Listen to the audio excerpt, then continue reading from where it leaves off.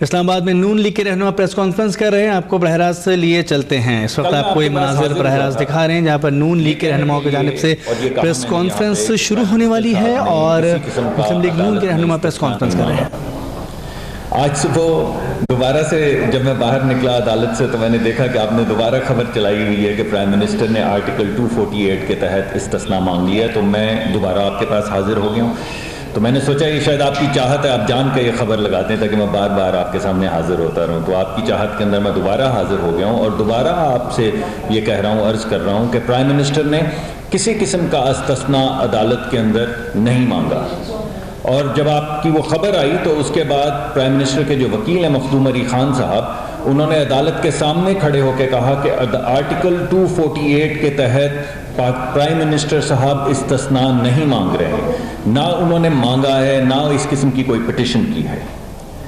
دیکھیے, آپ کو یاد ہوگا کہ پہلے ایک دفعہ پریزیڈنٹ صاحب کے اوپر ایک کیس ہوا تھا جس میں انہوں نے امیونٹی ان کو ملی تھی کہ وہ صدر ہیں تو ان کے اوپر کوئی مقدمہ نہیں دائر ہو سکتا یا مقدمہ نہیں چل سکتا یا سزا نہیں مل سکتی. کیا پرائم منسٹر نے ایسی کوئی چیز کی ہے؟ نہیں کی ہے. صدر کے اوپر جب مقدمہ چلا تھا. جی. اسی طرح پرائم منسٹر صاحب کا یہ حق تھا قانون کے مطابق کہ وہ مینٹینیبلٹی کے اوپر بات کرتے. اگر ان کو استثناء ہی لینا ہوتا تو کیا اس سے پہلے وہ مینٹینیبلٹی کے اوپر بات نہ کرتے کہ اس کورٹ میں جہاں پہ اصل میں تحقیق ہوتی ہے وہاں پہ یہ مقدمہ لے کر جایا جائے, یہ غلط عدالت میں شاید مقدمہ آ گیا ہے. بالکل ایسی کوئی بات پرائم منسٹر صاحب نے نہیں کی.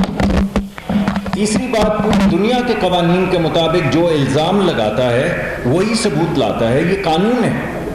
اس کی صرف ایک ایکسیپشن ہے اور وہ نیب ہے, نیب کا قانون. اس کے علاوہ کوئی قانون نہیں ہے جو اس بات کی اجازت دے کہ میں الزام لگاؤں اور جس پہ الزام لگاؤں وہ ثبوت لے کر آئے.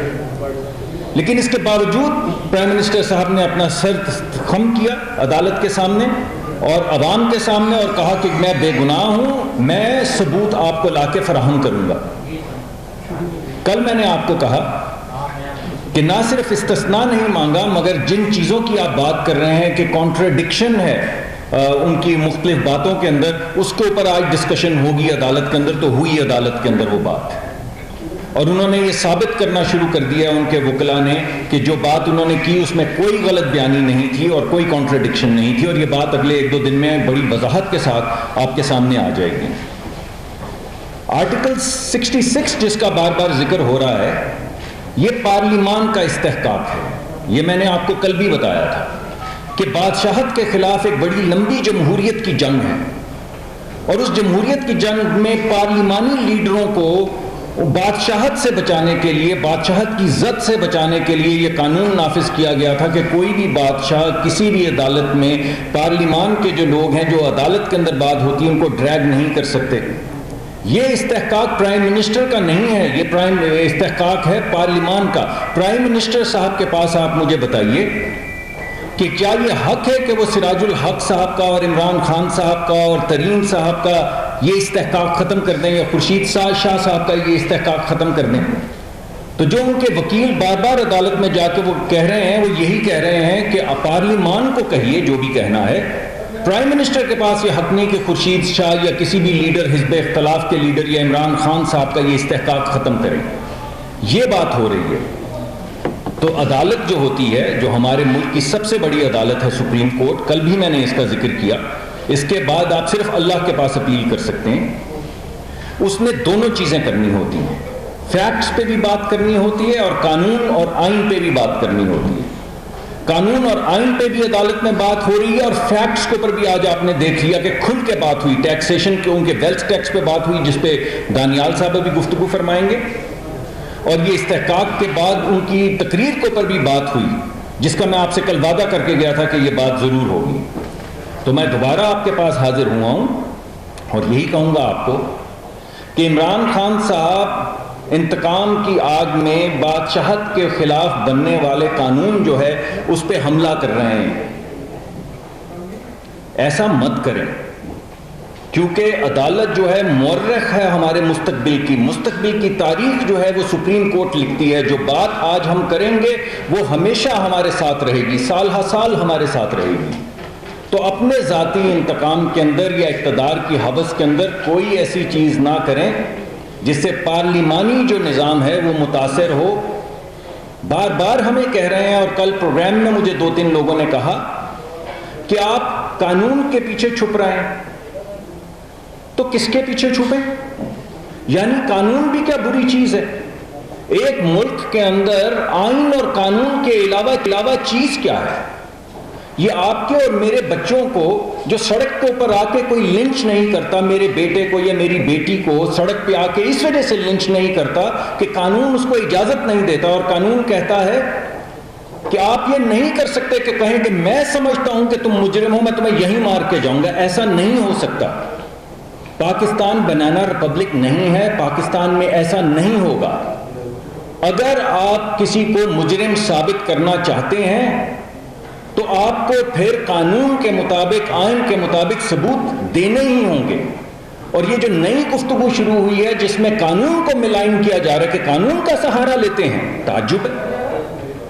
تو کس چیز کا سہارا لیں؟ دہشت گردی کا؟ یہ سڑکوں کے اوپر جو جلوس نکلتے ہیں ان کا؟ کنٹینر کا؟ کس چیز کا سہارا لیں؟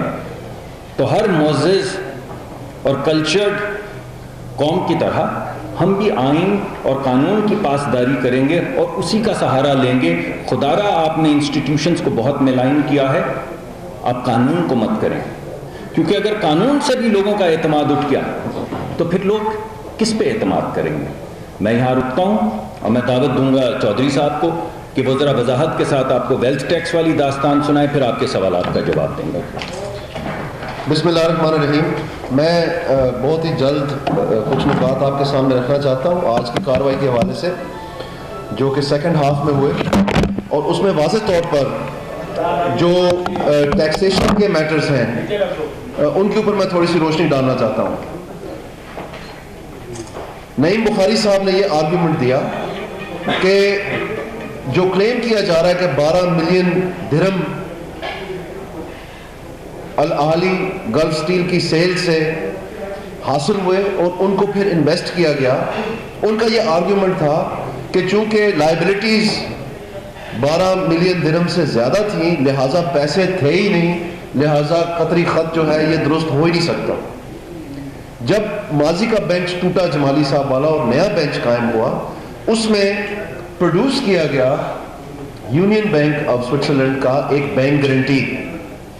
اس بینک گارنٹی کے تحت ایک پہلی 2 ملین درہم کی پیمنٹ اور اس پیمنٹ کے بعد ایک ہر ماہ کے بعد 5 اور 2 ملین کے حصوں میں پیمنٹس کی بینک گارنٹی تھی. اس کا مطلب یہ ہے کہ اگر جس نے یہ پیسے دینے تھے اگر وہ پیسے نہ دیتا تو پھر یونین بینک آف سوئٹزرلینڈ جو ہے انہوں نے یہ پیسے فراہم کرنے تھے. تو اس بات پہ پھر یہ معاملہ طے ہو گیا. بھائی میری ریکویسٹ ہے آپ کائنڈلی اگر پریس کانفرنس سن لیں, پیچھے جو فون پہ بات کر رہے ہیں پلیز بھائی ذرا پلیز سن لیں, آپ سے کہہ رہا ہوں بھائی, تھینک یو. تو اس میں جو یہ سیل ہوئی یہ پھر تسلیم کرنا پڑا کہ واقعتاً یہ 12 ملین کیش اویلیبل تھا.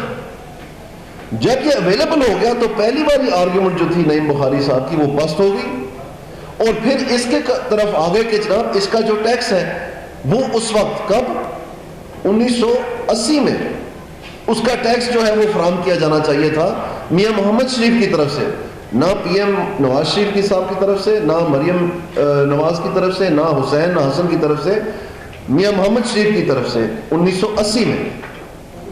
تو یہ ایک دفعہ پھر سے گرگٹ کی طرح ایک پھر کلا بازی کھائی, ایک پھر یو ٹرن کھایا کہ جو پیسے بڑی دھوم دھام سے بتایا جا رہا تھا باہر پریس کانفرنس میں آ کے, جی پیسے تو تھے ہی نہیں, آپ نے بھی سنا.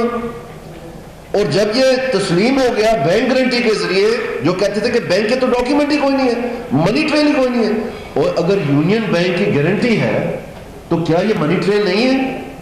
کیا یہ ثبوت نہیں ہے اس بات کا کہ اگر بینک کی گارنٹی ہے کہ پیمنٹ ہوئی ہے تو پھر آپ اس میں کون سا متبادل ثبوت پیش کیا ہے جو اپنی موقف آپ ثابت کر رہے ہیں؟ کچھ بھی نہیں. تو منی ٹریل بھی ہے, ثبوت بھی ہے. جی بالکل یہ بات درست ہے کہ یہ کوئی تقریباً 1980 جو ہے یہ 36 سال 37 سال پہلے کا ریکارڈ ہے, اور اس میں جب نیب قائم ہوئی تو ریڈ کیا گیا اتفاق فاؤنڈری کو، اور وہاں سے جتنے بھی ڈاکیومنٹس تھے وہ سرکار کے قبضے میں آ گئے تھے، اور اس کے بعد کیس کیے گئے وہ ڈاکیومنٹ واپس لینے کے لیے، وہ کئی ملے ہیں، کئی ریکریٹ کیے گئے ہیں مختلف انداز سے. تو اس کی وجہ سے جو کچھ بھی موجود ہے وہ سارا کا سارا پیش کیا جا رہا ہے. اور بالکل جس طرح تقریر میں پرائم منسٹر صاحب نے کہا اسی طرح سے جو منی ٹریل ہے اس کی وضاحت وہ سمیشن تھی، یعنی وہ مخفف تھا. اس کی 37 سال کی ہسٹری جو ہے آپ 15-20 منٹ میں بیان نہیں کر سکتے ہر روز کا پوری کاروائی. تو وہ ایک سمری تھا. ڈیٹیل ہم ہمیشہ پہلے دن سے کہہ رہے ہیں کہ ہم عدالت میں آ کے دیں گے یا پراپر فورم پہ دیں گے. تو آج جو مزیدار بات ہوئی وہ یہ ہے کہ جو پریئر ہے عمران خان صاحب کی، اس میں پریئر نمبر 6 میں آپ کو پڑھ کے سنانا چاہتا ہوں. پریئر نمبر 6 یہ میں سامنے لے کے آیا ہوں، جہاں میری انگلی ہے آپ اگر دیکھنا چاہتے ہیں. یہ بھی آج ایک انگلی میں آپ کو دکھا رہا ہوں، یہ امپائر والی انگلی نہیں ہے، یہ وضاحت والی انگلی ہے. یہ وہ انگلی ہے جو عمران خان تمہیں اصل چہرہ تمہارا دکھائے گی.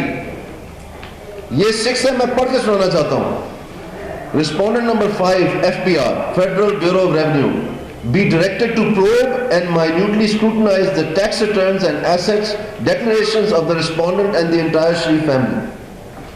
اس کا مطلب یہ ہے کہ اگر یہ ابھی باقی ہونا ہے، اگر تو یہ باقی ہے اور کوئی کمیشن بھی الاؤ نہیں کر رہے اور کوئی اور طریقہ بھی عمران خان صاحب کہتے ہیں ہم استعمال نہیں کریں گے، تو یہ تو جب ہوا ہی نہیں تو اسی کی بنیاد پر تو نمبر 1 ہونا ہے. Prayer number 1 ہے respondent number 1, 9 and 10 be declared to be disqualified as members of National Assembly. تو اگر آپ اسی میں ابھی انکوائری مانگ رہے ہیں، وہ ابھی تک ہوئی نہیں ہے، تو آپ 1 کیسے کر سکتے ہیں؟ اور اگر 1 آپ کہتے ہیں کہ آپ نے امپلیمنٹ کرنی ہے تو پھر یہ 6 کام ہوئی ہے. تو جیسے آپ کو پیسوں کے بارے میں ایک بنیادی کانٹرڈکشن نظر آئی ہے کہ ان کا آرگیومنٹ ہی جو ہے تباہ کر دیا گیا، وہ گر گیا، کیونکہ وہی چیز جو وہ کہہ رہے تھے کہ موجود نہیں ہے، بینک گارنٹی کی شکل میں منی ٹریل بھی آیا اور ثبوت بھی آئے، پختہ ثبوت جو عدالتی معیار کے ثبوت ہیں، جو ایویڈنس ایکٹ کے معیار کے ثبوت ہیں. اور اسی طرح سے جو ان کی اپنی یہ پریئر ہے، اس میں یہ بتایا گیا کہ آپ کی آپس میں ربط نہیں ہے. اسی طرح ایک اور بھی ہے، direct recovery of looted, laundered money along with properties purchased through British Virgin Island companies and companies and other safe havens. یہ نمبر 2 ہے. یہ کیا لکھا ہے میں دوبارہ پڑھ کے سناتا ہوں. عمران خان صاحب یہ انگلی دیکھیں، یہ والی، یہ نمبر 2 پہ ادھر، یہ والی، یہ ادھر نظر آ رہی ہے، غور سے دیکھیں. یہ لکھا ہے direct recovery of looted, laundered money, looted and laundered money along with purchased properties. Imran Khan صاحب نے ساری قوم کے سامنے کہا، عدالت میں کہا کہ ہم corruption, money laundering, tax evasion, اثاثے چھپانے سے ہٹ گئے. ہمارا الزام یہ ہے کہ غلط بیانی ہوئی ہے. یہاں پر کیا لکھا ہے؟ ڈائریکٹ ریکوری آف لوٹڈ لانڈرڈ منی. اس موقف سے یہ بھاگ چکے ہیں، فرار ہو چکے ہیں اپنی زبانی. اب وہ کہہ رہے ہیں کہ کیس غلط بیانی کا ہے. جو ان کا دوسرا موقف ہے پریئر میں، وہ جب تک سے ہو ہی نہ تو ڈسکوالیفیکیشن ہو ہی نہیں سکتی. اب میں آتا ہوں نمبر 6 پہ کہ وہ کیوں نہیں ہو سکتا. اس کی وجہ یہ ہے کہ جو ویلتھ ٹیکس ایکٹ ہے، 2 ایکٹس ہیں، ایک انکم ٹیکس ایکٹ ہے، ایک ویلتھ ٹیکس ایکٹ ہے. جو ویلتھ ٹیکس ایکٹ ہے وہ 2003 میں اس کی ڈیتھ ہو گئی تھی، وہ ختم کر دیا گیا تھا، رپیل کر دیا تھا. اور جو فائلنگز اس میں ہوئی تھیں 1980 کی جو یہ مانگ رہے ہیں، اس میں قریباً ابھی 37 سال کا وقفہ ہے. اور ایکٹ بذات خود ختم ہونے میں کوئی تقریباً 15 سال کا وقفہ ہے. اور اگر آپ 4 سال اس کے آگے لگا بھی لیجئے گا، جس میں کا 4 سال تک آپ اس کی کر سکتے ہیں انکوائری، تو پھر بھی 2001-2 سے لے کر کے 4 سال آپ لگائیں تو مشکل سے 2006 بنتا ہے. ایک 2 سال کا 17A کے تحت یہ میں پاور جو ہے بات کر رہا ہوں اس ویلتھ ٹیکس ایکٹ کی جو ختم ہو چکا ہے. تو یہ ایک مردہ ایکٹ، ایک مردہ لاش جو ہے اس کو کھڑا کر کے تو کوشش کر رہے ہیں کہ 37 سالہ پرانا ریکارڈ دے، جو کہ اس لاش میں خود یہ لکھا ہوا ہے کہ آپ پیچھے جا ہی نہیں سکتے. اور اگر آپ نے پیچھے جانا ہے تو پھر یہ پورے پاکستان نے پیچھے جانا ہے. اب آپ دیکھیں یہ مزے کی بات، اس وقت یہ کہتے تھے کہ جی دیکھیں یہ تو سن 47 کی بات کر رہے ہیں، اس میں تو کروڑوں سال لگ جائیں گے، یہ تو ڈیلے کرنے کی ٹیکٹک ہے، یہ تو ان کی جو ہے نا سازش ہے نون لیگ کی، یہ جواب نہیں دینا چاہتے ہیں، بھاگنا چاہتے ہیں. اس وقت یہ کہتے تھے، یاد آ رہا ہے آپ کو؟ اب کیا کہہ رہے ہیں؟ آپ کہہ رہے ہیں 37 سال واپس چلے جائیں. یہ دیکھیں, یہ اس کو کہتے ہیں کلا بازی, یہ یو ٹرن. اور یہ عمران خان یہ ٹو پڑے, یہ ہے انگلی, پہچان لے اس کو. سو میں آپ سے یہ عرض کرنا چاہتا ہوں کہ یہ ٹپیکل ان کا انداز ہے پی ٹی آئی کا, ایک بڑا سا جھوٹ بولنا اور پھر اس کے پیچھے ڈٹ کے کھڑے ہو جانا اور چند وہ لڑکوں کو سڑکوں پہ لا کر کے تو اس معاملے کو ایک پتنگڑ بنا دینا اور اس طرح ڈرا دھمکا کے اداروں تک لے جانا اور پھر وہاں پر ایک میلہ لگائے رکھنا میڈیا کے ذریعے کہ جناب یہ بہت بڑا کچھ ہو رہا ہے, بہت بڑا کچھ ہو رہا ہے, جبکہ اصل میں اس کے اپنے حقائق جو ہیں اس میں بالکل بے بنیاد اور وہ جھوٹ. اور بالکل ہم سمجھتے ہیں کہ جو پہلے دن رجسٹرار نے لکھا تھا کہ یہ فریولس ہے, یہ خود اب دن بدن ثابت ہو رہا ہے. میں آپ کو پڑھ کے سنا رہا ہوں کہ جو پہلے دن موقف تھا, جو مریم نواز صاحبہ نے لیکن پروگرام میں یہ کہا تھا کہ آپ کسی عدالت میں تو لے کے جائیں, وہ ردی کی ٹوکری میں پھینکیں گے, انشاءاللہ تعالی ہمیں امید ہے. کیونکہ آج کورٹ میں اسی اوپر اس نے جو کامنٹس تھے وہ تھے, سن لے غور سے, عمران خان تم بھی سن لو, کون کان کھول. اس وقت میں لو گیا تھا تمہارا blood pressure. It can't be done, یہ لفظ ہے, اٹ کینٹ بی ڈن. تو ہم سمجھتے ہیں کہ دن بدن یہ عمران خان کے پول کھل رہے ہیں اور انشاءاللہ ہم آپ کے سامنے وضاحت کریں گے. ایک بات میں صرف اضافی جو کہنا چاہوں گا اسی معاملے میں, جو مجھے سمجھ آئی وہ میں آپ کو یہ کہوں گا کہ عدالت میں کہا یہ جا رہا ہے کہ پھانسی دے دیں, تفتیش بعد میں کرتے رہیے گا. یہ کہا جا رہا ہے کہ جو نیب کو آپ کہہ رہے ہیں کہ تفتیش کر لو, اس کو چھوڑ دیں. پہلی جو استدعا ہے اس میں کہا گیا کہ پھانسی دے دیجئے, اور پھانسی جب دے چکیں گے تو اس کے بعد پھر تفتیش کرتے رہیے گا. آپ بتائیے اس طرح کی دھاندلی کسی جگہ پہ ہو سکتی ہے؟ اور یہی ہے وہ کانٹراڈکشن کہ پھانسی پہلے اور مقدمہ بعد میں, جو آج عدالت میں سامنے آئی ہے. بہت شکریہ, آپ کے جو بھی سوالات ہیں ان کا ہم جواب دیتے ہیں. چلیں, تھینک یو ویری مچ. بہت شکریہ.